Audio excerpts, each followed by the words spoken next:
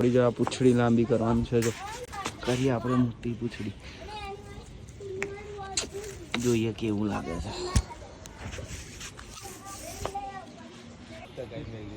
આ તો કેવું ઉતરે પેલા હાથ ચેક કરવો પડે કે થાકી જવાય ભાઈ હાથ.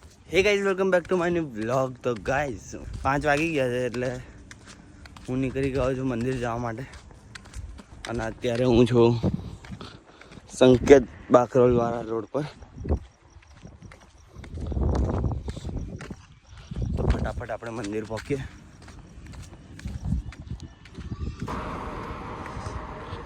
તો ફાઇનલી ગાઈઝ આપણે પહોંચી ગયા છે મંદિર. હવે દર્શન કરી લઈએ અંદર.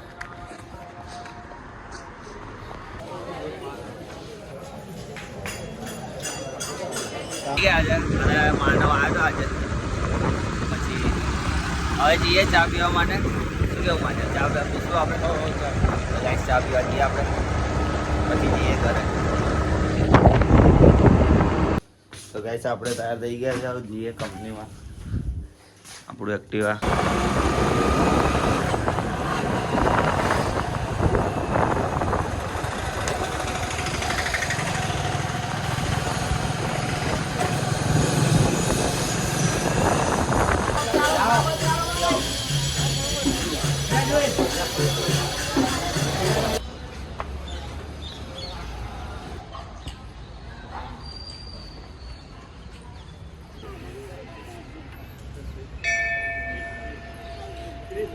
આપણી જરા પૂંછડી લાંબી કરવાની છે. જો કરીએ આપણે મોટી પૂંછડી,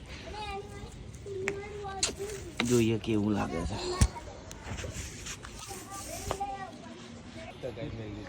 આ તો કેવું ઉતરે પેલા હાથ ચેક કરવો પડે કે થાકી જવાય ભાઈ હાથ મને ના બેરું.